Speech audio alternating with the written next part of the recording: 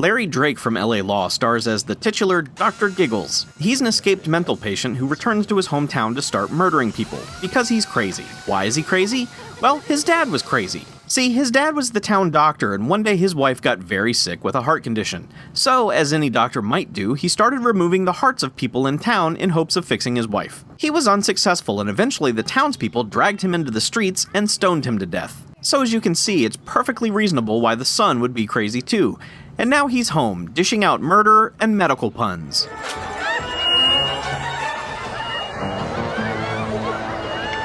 Laughter is the best medicine. It's a good thing I make house calls.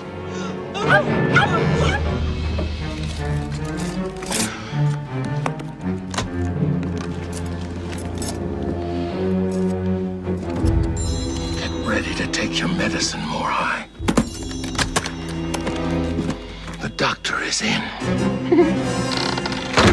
The diagnosis for Dr. Giggles is an easy one to make.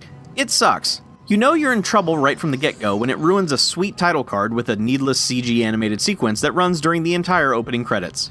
Then you're introduced to a bunch of 90s teens, none of whom are remotely interesting, and immediately the two black kids are killed off, because of course they are.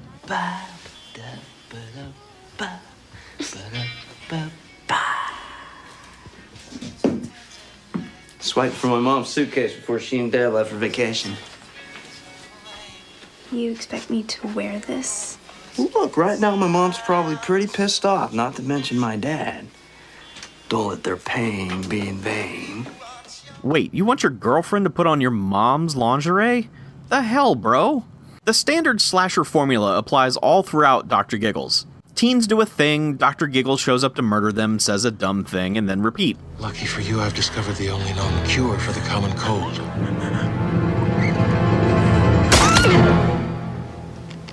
Leave it in for at least a minute.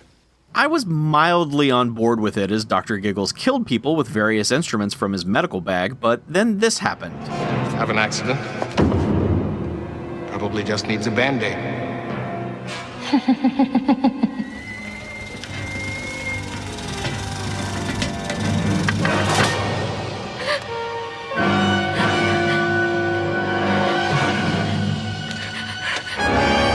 Don't worry.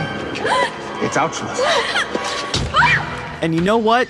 Get fucked, movie. Up until this point, you were stupid and predictable, yes, but you existed in some semblance of reality and could have been okay in the end. But you want me to believe that this man had a comically large Band-Aid in his bag the whole time just for this occasion?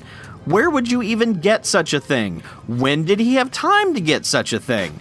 Fuck right off. The feel of Dr. Giggles is like a Tales from the Crypt episode, and you know how I feel about those. Director Manny Coto of Star Trek and 24 fame wrote and directed an episode of Tales from the Crypt right before this, so the inspiration is definitely felt. Some people are into that, I get it, but personally, I can't stand it. It's funny that Larry Drake got so much acclaim as a lovable, mentally challenged man on LA Law, and yet all his other roles are him playing giant assholes. Perhaps he chose those on purpose so he wouldn't be typecast, but the juxtaposition between his most famous role and everything else he did was striking. It's kinda like how James Cromwell gets an Oscar nomination for playing the kindly farmer in Babe, and then has played nothing but assholes ever since. Dr. Giggles is better suited as a semi-obscure pop culture reference to be busted out on very rare occasions. And it does have a defenestration via golf club, so it's not a total loss.